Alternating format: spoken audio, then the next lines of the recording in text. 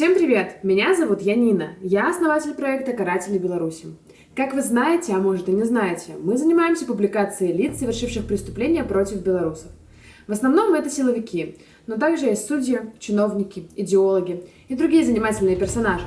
У нас опубликовано уже более 3000 фигурантов, и останавливаться мы не планируем. В наших видеороликах мы будем публиковать только отборную мразь, без сомнений и полутонов. Почему мы дублируем содержание канала? Все просто. YouTube дает выход на новую аудиторию. Это необходимо, чтобы о преступлениях мудака узнали его соседи и родственники. Друзей-то у них уже и так не осталось. Власти давят на Telegram, и люди вынуждены отписываться. Видео на YouTube можно смотреть спокойно, безопасно и без подписки. И как я говорила раньше, не все из них умеют читать, так пусть хоть посмотрят на себя тут.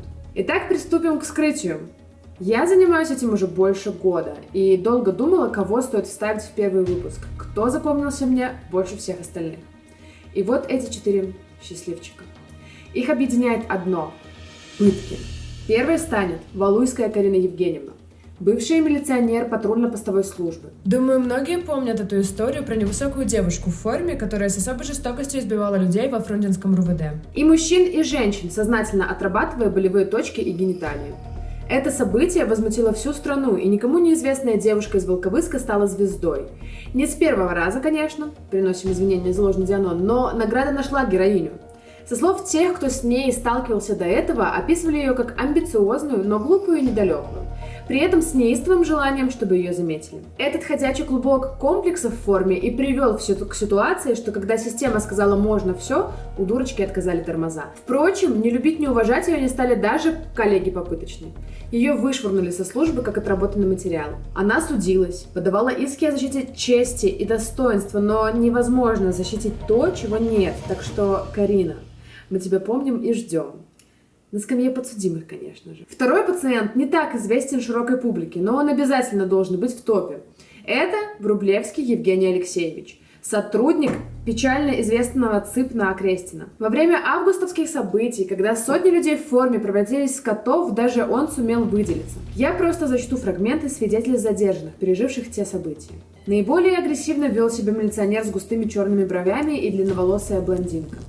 Они были главными агрессорами, которые руководили избиением людей. Блондинка била мужчин, в основном между ног. Ей это очень-очень нравилось. Я пыталась сказать, что они нарушают мои конституционные права. В ответ на что Врублевский подошел и несколько раз ударил меня головой о стену. «Что ты, блядь, самая умная? Отличница? Нет у тебя никаких конституционных прав, сука!» – закричал он. И еще раз ударил меня головой о стену. Среди задержанных в том числе была гражданка России, которая требовала позвонить послу. Врублевский избил ее резиновой дубинкой и начал кричать, что никакого посла не будет, и она просто сдохнет в камере, ведь никто не узнает, что она здесь. Или из свидетельств другой задержанной. Пока я стояла и вертела головой, ко мне подошел Евгений Врублевский, схватил за шею и дважды ударил меня лицом об стенку. «Сука, будешь вертеться тут, изуродую, будешь знать, как крутиться». И таких случаев и историй, показаний, десятки. Подонок продолжает издеваться над людьми. Угрожает задержанным залить хлорку в камеры.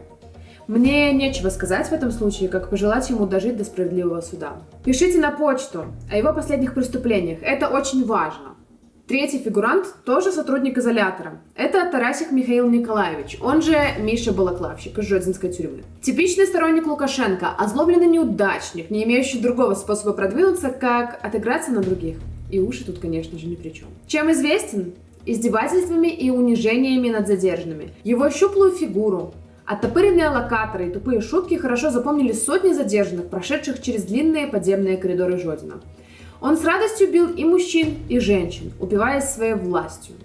Правда, при выходе за пределы изолятора вся его храбрость куда-то улетучивалась. Судя по тому, что обновил он аватарку ВКонтакте, посмотрите, какой красавец, он решил, что белорусы о нем позабыли. Ну так что ж, я напоминаю. Знаете о его текущих похождениях? Пишите. И последний на сегодня – это Баленков Андрей Владимирович, ОМОНовец из Минска. Рассказывать о нем особо нечего. Майор милиции карательного спецподразделения. Этим сказано достаточно. Известен тем, что его преступление оказалось задокументировано. У одного из задержанных при себе оказалась включенная камера. Все происходящее в автозаке попало на видео.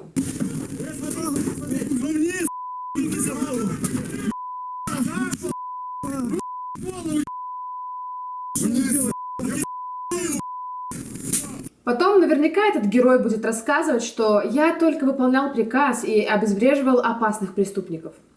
Пишите, если узнали его и можете что-то рассказать о нем. Все пригодится на суде. И напоследок хочу рассказать одну историю. В 80-х в Польше шла выматывающая борьба с коммунистическим режимом. Уровень жизни падал, а немногочисленные свободы урезались. Это породило первую волну забастовок и протестов. Против стачки на шахте ВУР в городе Катовице бросили армию и специальное подразделение польского МВД ЗО. Бригады сносили танками, шахтеров закидывали светошумовыми гранатами. Но протестующие не сдавались. Тогда один из командующих операций, полковник Груба, дал приказ жестко атаковать. На место прибыл взвод ЗОМа, вооруженный пистолетами и пулеметами. Командир взвода, сержант Рамуэль Цесляк, дал приказ стрелять на поражение.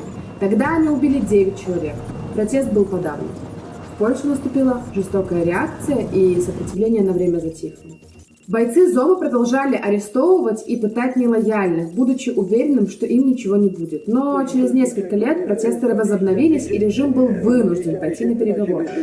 После первых же свободных выборов ЗОМа был расформирован. А в отношении бойцов, подавлявших стачку, началось расследование. Под суд попали около 2 десятков бойцов, включая сержанта Цесляка. Доказательства были уничтожены. Подсудимые вели себя нагло, спихивали все на уже умершее руководство, но тем не менее вердикт был вынесен. Рядовые получили по 3 года заключения, а офицер 11 лет. Так что простое выполнение приказа не избавляет от ответственности.